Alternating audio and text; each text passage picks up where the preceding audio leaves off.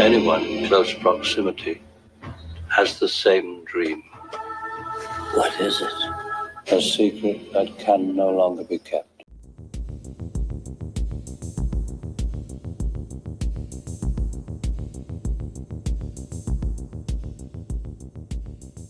Hey guys, I'm Kevin.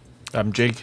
And this is Movie Matters. Today we're talking about another John Carpenter film for the month of October, being spooky season, Halloween month. We're talking about Prince of Darkness from 1987. This is my first time seeing it. Jake, I believe it's yours as well, right? Yeah, I hadn't even heard of it until we came across a list of Carpenter movies from the 80s. So, yeah, I hadn't heard about it probably until we started this podcast. Mm-hmm. I recently kind of went on, I don't know, maybe about a year ago, I went on a Carpenter kick a little bit and started watching some of his other stuff, but I didn't get very far. I watched The Fog, which is really cool. Mm-hmm.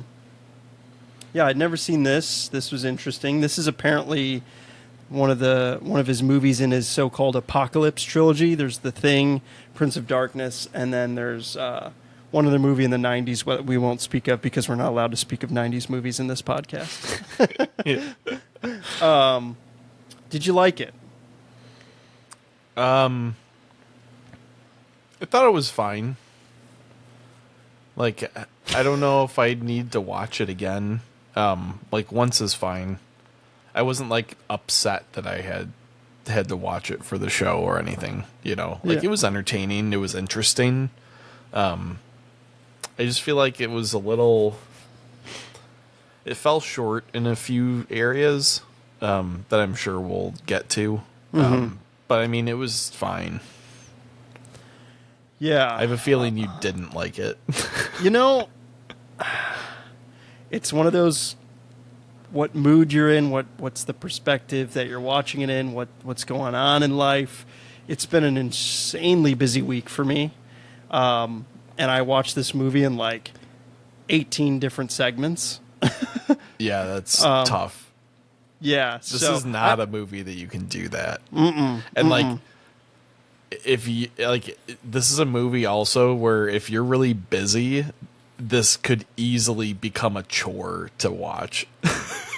That's what I kind of felt about it. So I think it deserves a second viewing for me.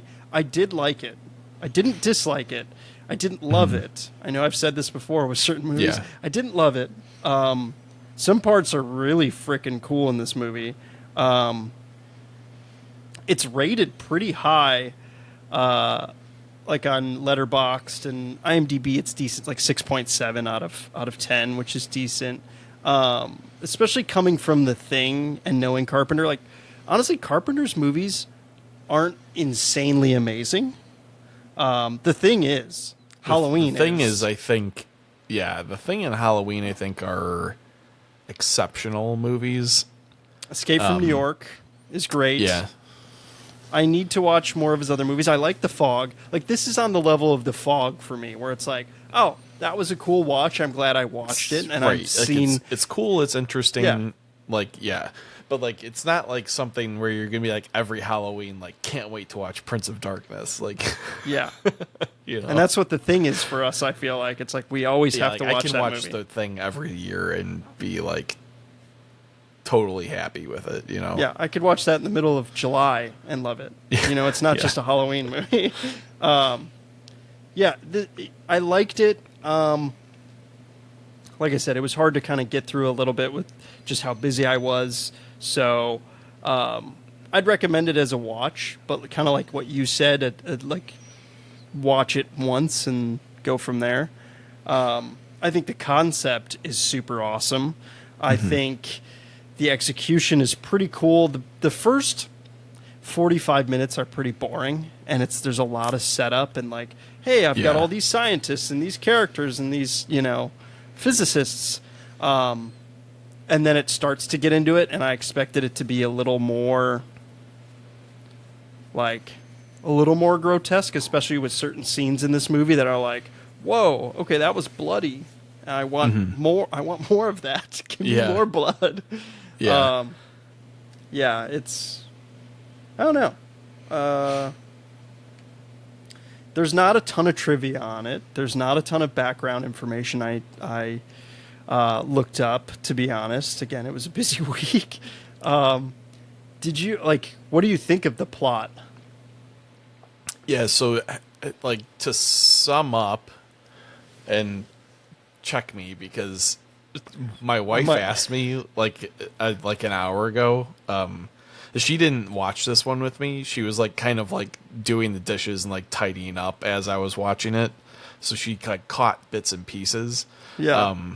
And she was asking what time we were going to record tonight, and asked me so what was the deal with the movie? Is it an alien or what? And I was like, I think so. It's kind of a really. It's a really interesting concept because it's the blending of science and religion. Yeah. In a pretty novel kind of way, especially for horror, where he kind of takes the Christian narrative and turns it into an extraterrestrial conflict. Yeah. Also, there's some form of time travel or dimensional travel. It's super cool and super highbrow. I feel like this is a movie that Christopher Nolan could remake in a super super highbrow way. Because there's time travel involved. Yeah, but I mean, it's such a really high concept movie with such a low budget horror Yeah. kind of presentation. It's really really interesting. The more I'm thinking about it now, the more I'm kind of I do actually like it a little bit Yeah. more than I kind of let on. But yeah, I mean it's one of those things though where overall you understand what the main gist of everything is, but one of the few places I felt the execution lacked was like you said, the first 45 minutes is just kind of fluff, and then they ram all this theory down your throat in the second half of the movie, and you're just kind of bombarded with it, and you're just oh, okay. Yeah. And then it ends and you're oh, okay, my head kind of hurts. I'm I'm not sure that I quite followed everything. Yeah. This is I feel to really do this plot right, it would have to be an 8-part miniseries. I could see that. That'd be cool. Really dive into all the elements of the lore and the scientific explanation for it, and whatever, it's just he tried to pack a lot in this. I think it's the 2-hour movie, I think, right? Hour and 45 minutes roughly. Hour and 41, I think. He just crammed so much into that amount of time, and it's fun, it's cool, it's really interesting, but afterwards you're just a little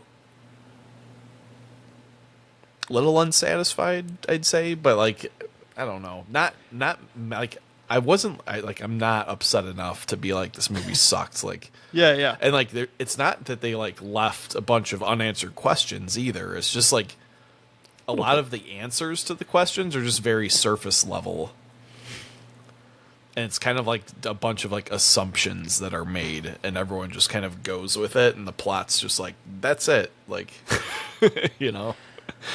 Yeah, it's definitely a movie that marinates with you over time, and you after I watched it the next day, I was thinking, and I thought this was a cool movie. It's a cool movie. It grows on you for sure.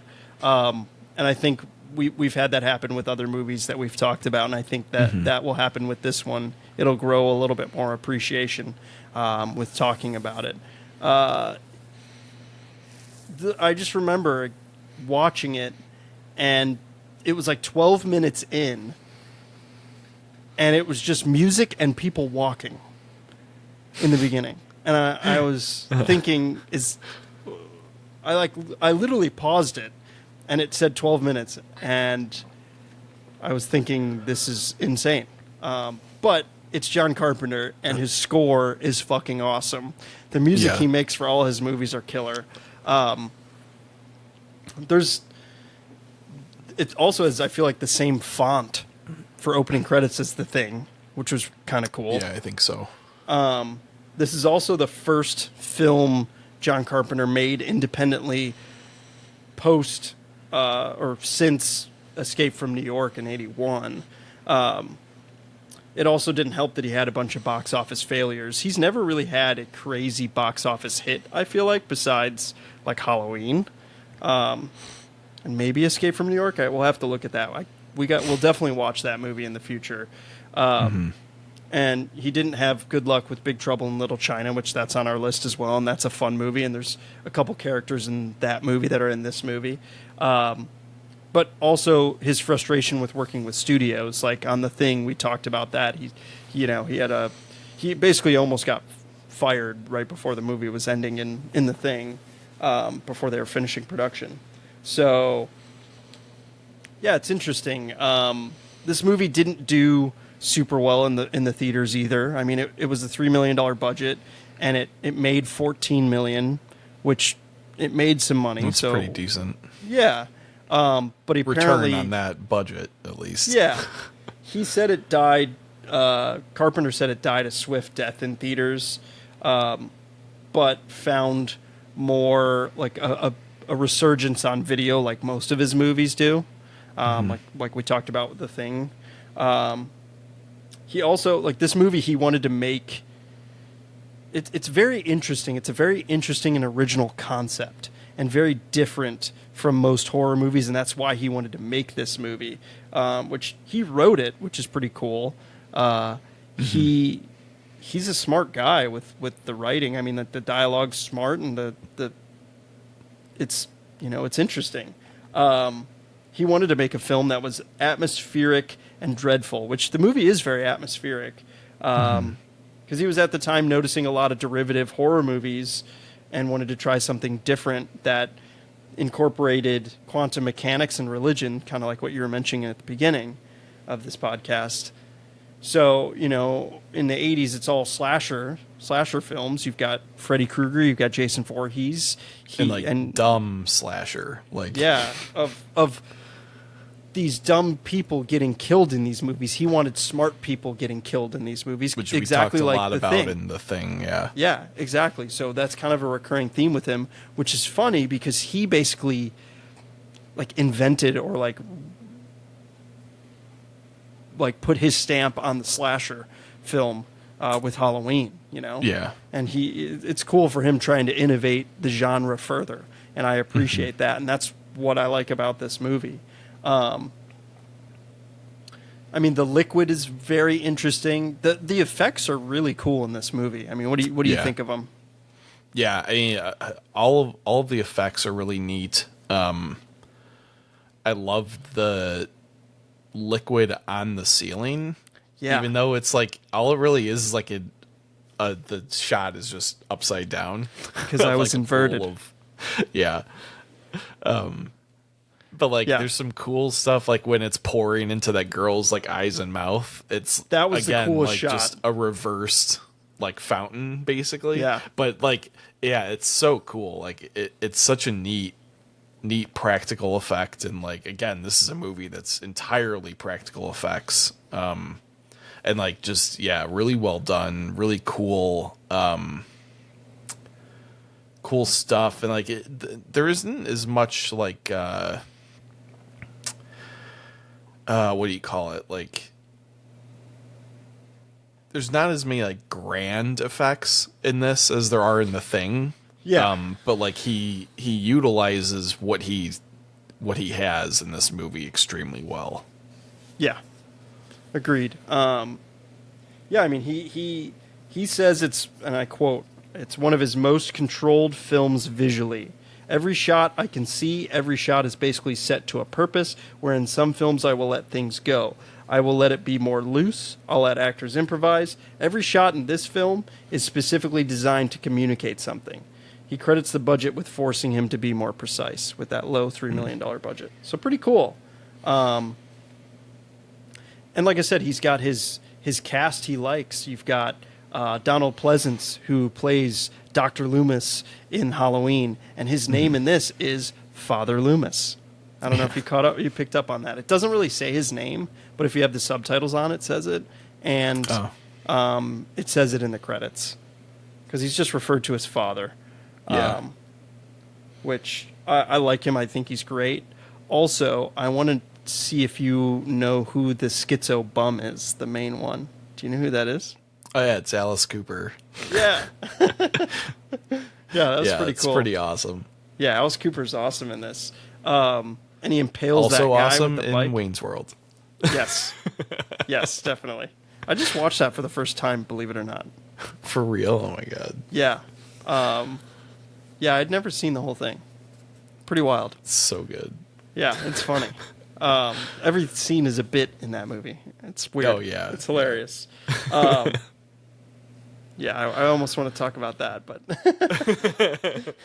but yeah, Alice Cooper has that bike that he impales in that guy, and that was apparently his like part of his stage performance for when he was doing his concerts, which is wild. And that's the actual bike he uses in his stage performances. That's and cool. John Carpenter asked him to do that in this movie, which is super cool. And he asked him to basically be like lifeless and have no emotion. And I think he did a great job. I thought he was awesome in this. It's kind of funny and random. Well, I mean, like, it is funny and like it's a nice little like nod, you know, because like he's obviously like a pretty big rock star from the 70s, 80s, and 90s. And like his shows are very like grotesque and like full of practical effects and like blood and guts and like stuff like that. Kind of the same way that like the Carpenter movies are like that, like fun kind of like blood and guts and like, you know, like gory like mess, you know, like, so it's really fitting that like they got to work together in this movie because they have similar, I feel like, visions of like what horror and like fun horror should be, you know. Yeah, that's funny you say that because his manager, Alice Cooper's manager, produced this film.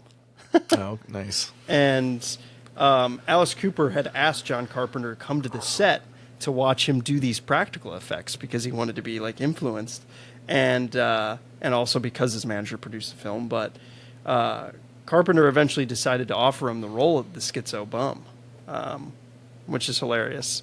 And it's funny. also like they're anti-God worshipping, you know, homeless people and like street people, and Cooper is a born-again Christian apparently, so Yeah. it's kind of funny. I like all the worms and maggots, like, and all the bugs in this movie. I think those effects are really cool. Like on the window and like crawling up the people, like the ants on the girl's face. I think the shot where she has that like half scissor and is like running is really cool. Apparently she's not running at all, and a truck was just driving, but like they had a truck with bricks driving by, so it looks like it's moving, which is pretty cool. Yeah. That scene is pretty intense. And I like when the dude, that guy, his name is like Wyndham or something like that, I think. Yeah. His body just starts collapsing. I think that scene is so awesome. There's a lot of cool, just innovative ways that people die in this movie. Yeah. Like that. And then, like you said, with the fountain pouring out of the girl's face. I think her name was like Kelly. Yeah, it's something like that. We're not good with names, people. No. Like, this is also one of those movies where, like, all of the characters are, like, slightly disposable. So, like, you don't really know anybody's name, you know? It's funny you say that, because it's like there's so many characters introduced, and I thought the same thing. I just was like, these people are all going to die. Like, Yeah. I know like a lot of these people aren't going to make it out alive, and you don't. That's the hard part, is you don't really care enough about them in this movie because they're not really developed super well. But Yeah. I don't think that's necessarily the point. But yeah, it's the one character I like the most. There's like three characters I like the most. It's the main dude with the mustache, which I'm blanking on his name. It's not Jeff, is it? I think that's his actor name. Brian and Catherine. I like them. I like their dynamic, even though it's very short. I like Walter. I think he's hilarious in the movie. Yeah. He's like Dennis nice Dunn. comic relief in Yeah. the movie. Yeah. He's in Big Trouble in Little China, and he's awesome. I'm pretty sure, I haven't seen it in a while, and I've only seen it once, and I'm pretty sure he's the guy who always goes, she's got, sorry, I'm botching that right there. I'm botching it again. She's got green eyes, Jack. He always says that. And actually, I wonder if the girl that's Lisa is that girl. I don't think she is. I'm double checking. No, it's not. You're talking about the girl in who Big does Trouble in Little China. Yeah. I'm talking about her. I thought that was her with the green eyes that he's referencing, but it's not. But Lisa's the girl that's like typing on the computer and saying like, Right. Yeah. "You won't live," which that, according to like Lisa's translation, this is like the plot, and I want to read this. According to Lisa's translation, the glass cylinder was buried in the Middle East some million years ago by Father Satan, anti-god, a god that ruled planet Earth. He was exiled by the human race, although before that, he sealed his own son, Satan, waiting for the right time to come back. Following the same translation, Jesus Christ was an extraterrestrial of human shape who came from another world to protect the human race from anti-God, gaining power between the humans to fight Father Satan and hide the glass cylinder that imprisoned Satan until the time when the human race possessed a level of technology advanced enough to defeat him. Pretty interesting. And I think, so that's like Satan. Is it Satan or anti-God that's trying to get through this portal / like mirror dimension? I don't know. That's one of the things I feel like is kind of just glossed over or like not explained thoroughly is like, who is the green stuff? Yeah. Is it anyone, or is it just some sort of like thing, or like, yeah, it's not super clear. It's the liquid's supposed to apparently be the like liquid embodiment of Satan. Right. That's kind of what I thought. But then they go and they touch that like giant devil hand in the mirror. And it's like, oh, okay, well, who's that? Like, That's probably the anti-god? father. Yeah, that's the anti-god. Okay. Kelly's attempts to summon. I had to look at Wikipedia a couple times for a plot description. Yeah. Which, by the way, like, one of the plot points in this movie that was probably one of the most underdeveloped plot points in any movie I've ever seen in my life is the fact that they say that Jesus was an alien in one sentence, one time, and everyone just like nods and goes, cool. And that's it. Like, Yeah. it's like, oh, okay. I was like, oh, we're just like rolling with that. Like, okay. Yeah. Like, And that's one of those scenes where it's easy to get like lost in, or like skip over if you're texting or not paying attention. Yeah. I remember hearing that and being like, what? That was Yeah. interesting. yeah. I think it's a cool idea. I think that's a really cool plot device, but it's like you said, it's underdeveloped for sure. Yeah. Yeah, I mean, the violence is cool. The snapping of like Mullen's neck, Susan's like becomes a badass in this movie, and it's just like shooting liquid into people. Like everyone's trying to shoot liquid into each other's mouths and Yeah. stuff. It's a little hardcore. The liquid thing is interesting. But like again, this is like one of those movies where the like not silent, but like invisible infection, is like running rampant. Saying it's similar to The Thing, where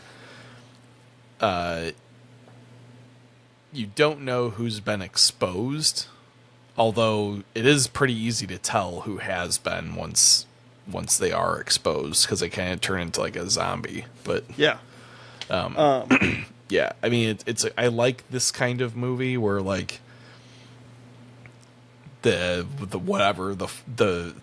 like invisible force is just kind of like running through everybody, and like you got to try and outrun it or survive it, or whatever. Like it's a cool concept. Again, in a small enclosed environment. They're trapped in this church, and they gotta try and get out, but they can't easily because those crazy homeless people are trying to kill them if they go outside. Like it's a neat plot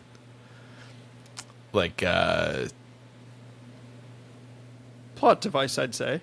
Yeah, right. Like that confines them to the one space. Mm-hmm. We talked about that in The Thing. Like, I love that, where it's confined spaces. You've got all these characters turning on each other. That's a good plot device. It's good horror techniques for filmmaking.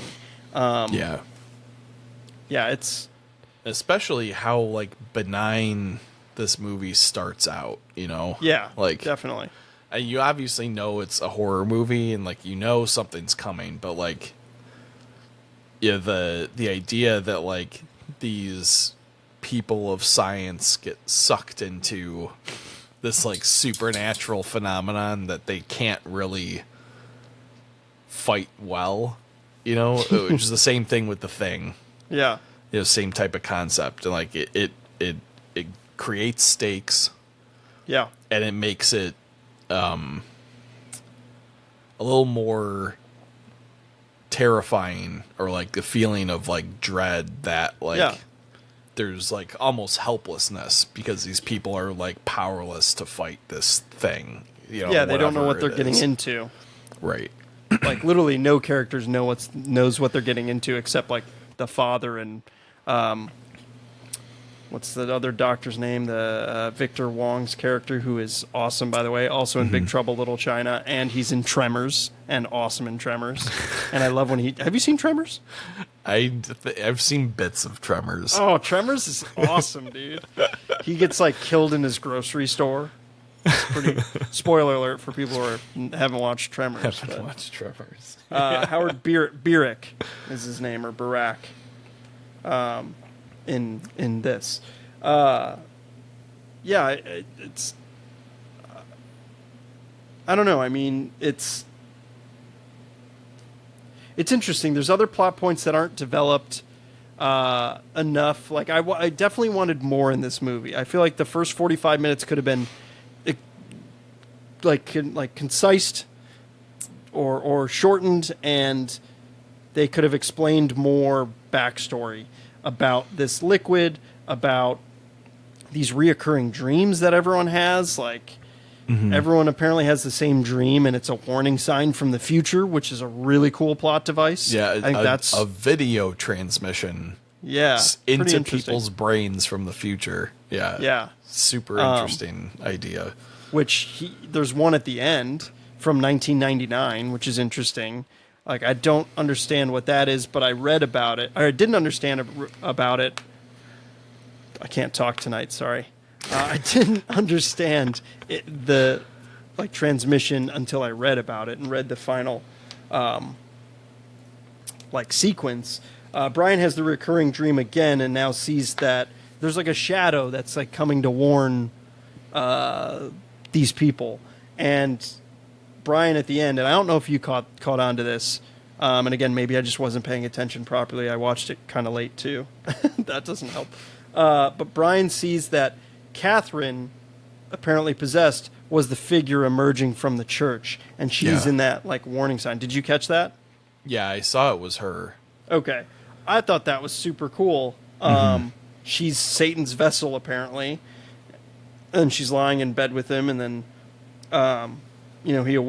like that's a dream within a dream, and then like you said, right for Christopher Nolan interpretation, and then he puts his hand and goes to touch the mirror, and that ending is awesome. I think that's such a cool ending. Which like Carpenter's so good at ending movies. Yeah. Especially horror movies. Like in Halloween, Michael's body disappearing, unbelievable and unbelievably good ending. The ending of The Thing, go watch that episode from last week. Also a great question mark ending. Same with this one. The ending's awesome. He goes to touch the mirror, and right before he touches it, it cuts to black, so you don't know if he's actually going to go into the other dimension or whatever. Yeah, it's so cool. Yeah, and it's it's a love story if you think about it, because Brian's in love with Catherine, and it's so sad when she jumps through the portal, the mirror, and then the Father Loomis throws the axe and breaks the mirror and closes the portal, which is pretty crazy, and so cool, and so original in my opinion. Yeah, I love that. Yeah, there's not a whole lot of sacrificial heroes in horror movies, especially when it's one of the main characters and the love interest of the main character. Yeah, it's never the girl; it's always the guy. I feel too, which is interesting. Yeah, I'm sorry if I stepped on your toes there. No. Yeah, no, you're totally right. It's definitely more of the male archetype, character that does that. But usually it's not in a horror movie, because there's usually no heroics in horror movies. You usually everybody gets brutally murdered, or somebody trying gets to survive. Lucky and survives, basically. So yeah, I think it's a really cool idea. I think it was a cool way to wrap up or to end the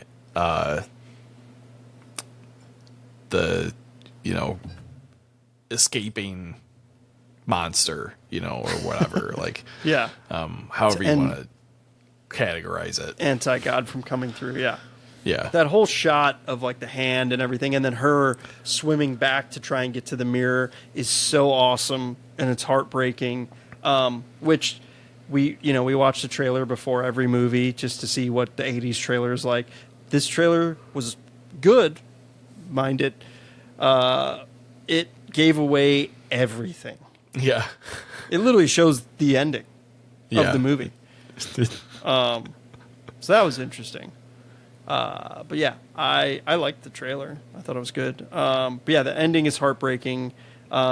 Again, I think talking about it makes me appreciate the movie more. I like it. It's a 3 out of 5 for me. Maybe a 3.5. Yeah, I'd agree. Yeah, I might watch it again. I don't know when. Not for a while, that's for sure. Yeah. But I'm excited to do more of his movies. I mean, they're so good. Which one are we doing next? They Live, right? Yeah, They Live is next. Yeah, which I've seen, but you haven't. I have not. I watched it somewhat recently. I'll have to see when I watched it. But we'll save that for next episode. Yeah. Anything else you want to add? I pretty much got all my trivia. There wasn't much. Yeah, the concept of this movie is just so cool, and there's a lot to it. This is one where I think a remake or an adaptation could be warranted, that really dives into all this lore and stuff. Yeah. I'd agree. A mini series would be super cool, I think, for this concept. Did you ever see Midnight Mass on yes. Netflix? That show is awesome. Yeah, it is. It's so It is. good. I could see it something like on that vein, on that level. Yeah, well, I mean, it's kind of like a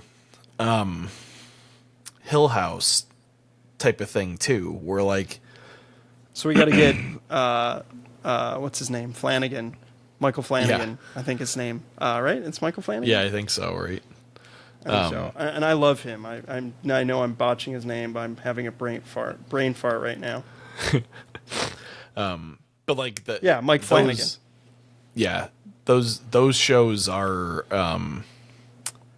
high concept horror that do a really good job of building a world with its own kind of like mythos, and like they do it in such a good way and like really give you the information to like craft that world. Just with great detail. I think this concept deserves something like that. It needs more than just a movie. Right. And like, it's like, there's nothing wrong with the movie. I just feel like they tried to like, and nor do I want to watch this movie as a 3.5 hour movie to like drag these concepts out, No. That's why I feel like a TV series would work better. You can pace it a lot better. Yeah. Develop the characters, each character, give them some more backstory. Yeah. And I agree with you 100%. It'd be cool is if you have like one episode dedicated per character. I mean, this would be kind of a little repetitive, but like each ending of the episode is them having that reoccurring dream, or like you have that as like two characters in one episode, and then they have that dream, and then everyone has the dream, and then they all meet up. I think that'd be really cool. I think that concept would be interesting. Yeah. Yeah, there's a lot that like you could do with this story to really drive a like detailed and thorough narrative, I'll say. And like, I just feel like this concept deserves a little Needs bit to be fleshed out. Yeah, more fleshing out. Yeah. Well, I am glad I watched it. I'd recommend it for a one-time watch. Hopefully it gets remade or made into a miniseries. That'd be cool. Yeah, it would be really cool to see that. So yeah. Well, thank you guys for listening, and we're going to continue John Carpenter month for Halloween, October, with They Live next week. Yep. We'll catch you then. See ya.